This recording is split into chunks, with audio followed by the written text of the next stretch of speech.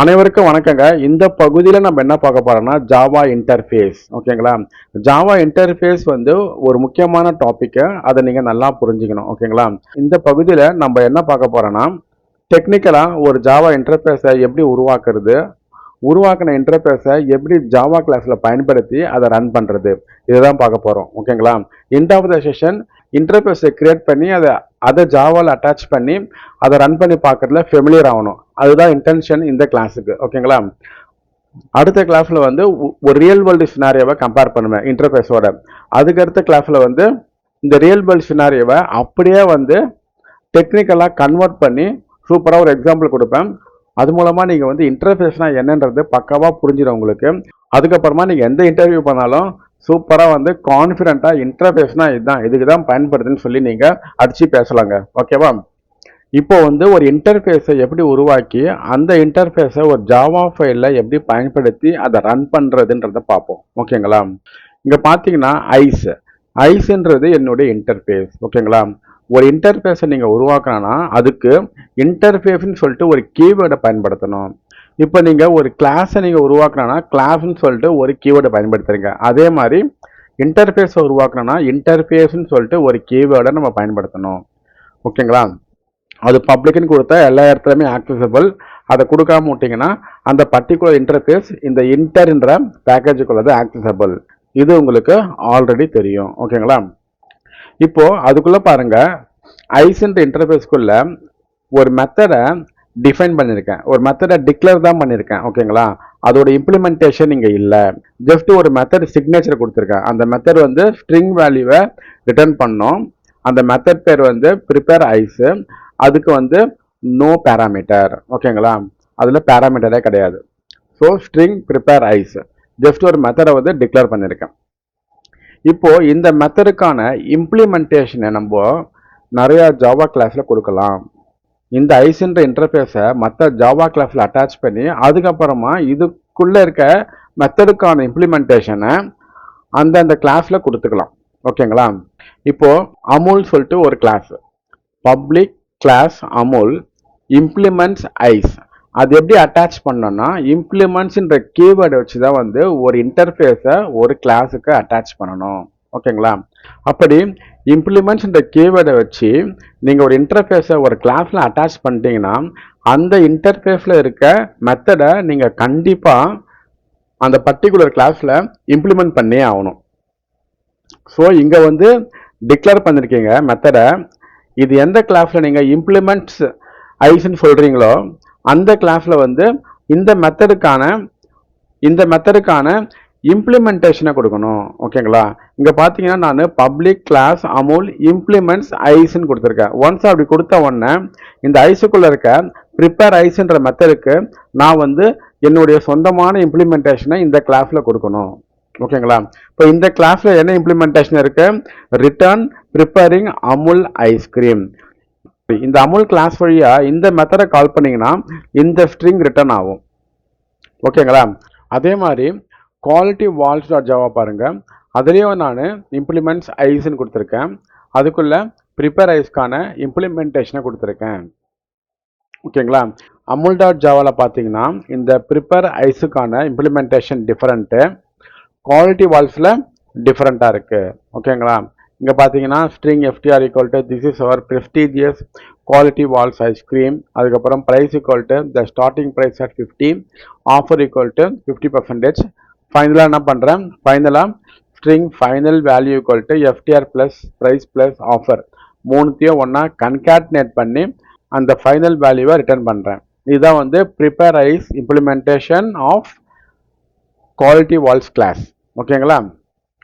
இப்போ அதே மாதிரி அருணைஸ் பாருங்க, அருணைஸ்லையும் இம்ப்ளிமெண்ட்ஸ் ஐஸ்ன்னு கொடுத்துருக்கேன். அதுக்கப்புறமா அந்த ஐஸ்குள்ளே இருக்க ப்ரிப்பேர் ஐஸுக்கான இம்ப்ளிமெண்டேஷன் இது. FTR1 children's favourite ice cream, buy one get one free. அதுக்கப்புறமா string result equal to FTR1 plus offer. ஃபைனலாக இந்த ரிசல்ட்டை ரிட்டர்ன் பண்ணுறேன். ஓகேங்களா? ஸோ அருணைஸு அப்புறமா குவாலிட்டி வால்ஸ் அமுல் மூணுத்துலேயுமே வந்து இந்த ப்ரிப்பேர் ஐஸுக்கான இம்ப்ளிமெண்டேஷன் டிஃப்ரெண்ட்டு. ஓகேங்களா? இப்போ இது எப்படி ரன் பண்ணுறதுன்றதை பார்ப்போம். ஓகேங்களா? ஐஸ் மெயின்னு சொல்லிட்டு ஒரு கிளாஸ் உருவாக்கியிருக்கேன். அந்த ஐஸ் மெயினுக்குள்ள மெயின் மெத்தடு இந்த மெயின் மெத்தடுக்குள்ள Arun ice, Amul, Kwality Wall's எல்லா கிளாஸையுமே இனிஷியலைஸ் பண்ணுறேன். இந்த இடத்துல இனிஷியலைஸ் பண்ணுற விதம் கொஞ்சம் வேற மாதிரி இருக்கு பாருங்க. நார்மலாக ஒரு கிளாஸ் நீங்கள் இனிஷியலைஸ் பண்ணணும் எப்படி பண்ணுவீங்க? Class name, reference variable name equal to new கிளாஸ்னு கொடுப்பீங்க. இந்த இடத்துல கொஞ்சம் டிஃப்ரெண்ட்டாக கொடுத்துருக்கேன் பாருங்க. ஐஸ்ன்றது என்னுடைய இன்டர்ஃபேஸ், ஐஸ் ஒன்னுன்றது இந்த இன்டர்ஃபேஸ்க்கான ரெஃபரன்ஸ் வேரியபிள்.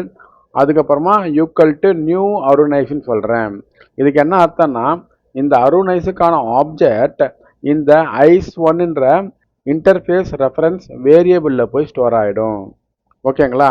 இப்போ இந்த ஐஸ் ஒன் வழியாக நீங்கள் ப்ரிப்பேர் ஐஸ் கால் பண்ணிங்கன்னா இந்த அருண் ஐஸில் இருக்க ப்ரிப்பேர் ஐஸ் தான் எக்ஸிக்யூட் ஆகும்.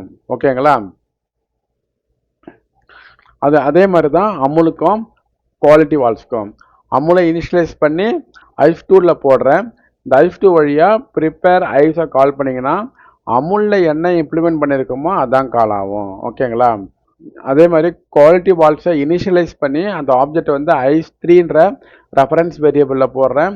இந்த ஐஸ் த்ரீ வழியாக ப்ரிப்பேர் ஐஸ்ன்னு கால் பண்ணிங்கன்னா குவாலிட்டி வால்ஸில் இம்ப்ளிமெண்ட் பண்ணியிருக்க ப்ரிப்பேர் ஐஸ் தான் பிரிண்ட் ஆகும், எக்ஸிக்யூட் ஆகும். ஓகேங்களா?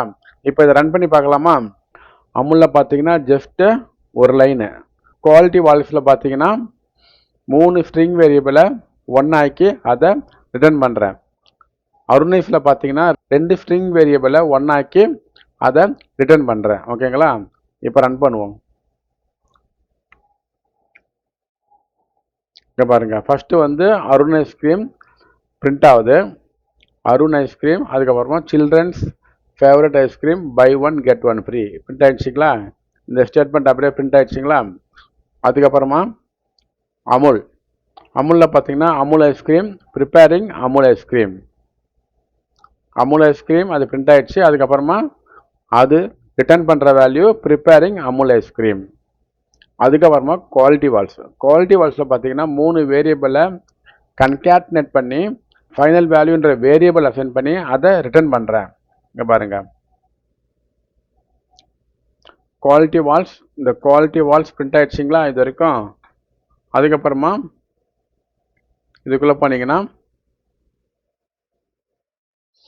this is our prestigious quality walls ice cream, this is our prestigious quality walls ice cream. அதுக்கப்புறமா the starting price at 50 அதுவும் பிரிண்ட் ஆயிடுச்சு. அதுக்கப்புறமா 50% ஆஃபர் அதுவும் பிரிண்ட் ஆயிடுச்சு. இப்போ புரியுதுங்களா இந்த இன்டர்ஃபேஸ் எப்படி ஒர்க் ஆகுதுன்னு? இந்த கிளாஸோடைய இன்டென்ஷன் வந்து எப்படி இன்டர்ஃபேஸை கிரியேட் பண்ணுறது, அந்த இன்டர்ஃபேஸை எப்படி ஜாவா கிளாஸில் இம்ப்ளிமெண்ட் பண்ணுறது, அதுக்கப்புறமா அந்த கிளாஸெல்லாம் எப்படி ரன் பண்ணுறது, இதுதான் வந்து இந்த கிளாஸோடைய ஃபோக்கஸ். ஓகே, இந்த ப்ரோக்ராமை நல்லா ப்ராக்டிஸ் பண்ணுங்கள், ஃபெமிலியர் ஆகுங்க.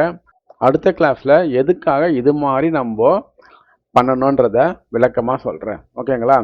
இந்த பகுதி மூலமாக உங்களுக்கு ஒரு இன்டர்ஃபேஸை எப்படி உருவாக்குறது, அதுக்கப்புறமா அந்த இன்டர்ஃபேஸை ஒரு கிளாஸில் பயன்படுத்தி அந்த இன்டர்ஃபேஸுக்குள்ளே இருக்க ஒரு மெத்தடை அந்த கிளாஸில் இம்ப்ளிமெண்ட் பண்ணி அந்த கிளாஸை எப்படி ரன் பண்ணுறது, இந்த ஃபுல் ஸ்டெப்ஸும் உங்களுக்கு நல்லா புரிஞ்சிருக்கும். அதில் எந்த ஒரு மாற்று கருத்தும் இல்லை. ஆனால் எதுக்காக நான் இதை பண்ணணும், இந்த கொஸ்டின் கண்டிப்பாக உங்கள் மனசில் எழுந்திருக்கலாம். ஏன்னா இந்த இன்டர்ஃபேஸ் உதவியே இல்லாமல், அதாவது இந்த இன்டர்ஃபேஸை உருவாக்காமையே நான் டைரெக்டாக அமுல்ன்ற கிளாஸில் இந்த மெத்தடை உருவாக்கலாம். இது மாதிரி சொல்லாமலேயே, இம்ப்ளிமெண்ட்ஸ் ஐஃப்னு சொல்லாமலேயே அமுல்ன்ற கிளாஸுக்குள்ளே டைரெக்டாக ப்ரிப்பேர் ஐஸை நான் உருவாக்கலாம். அதே மாதிரி குவாலிட்டி வால்ஸ்லேயும் இம்ப்ளிமெண்ட்ஸ் ஐஃப்னு சொல்லாமலேயே டைரெக்டாக ப்ரிப்பேர் ஐஸை நான் உருவாக்கலாம். அதே மாதிரி அருண் ஐஸ்லேயும் இம்ப்ளிமெண்ட்ஸ் ஐஃப்னு சொல்லாமலேயே டைரெக்டாக ப்ரிப்பேர் ஐஸ்ன்னு நான் சொல்லலாம்.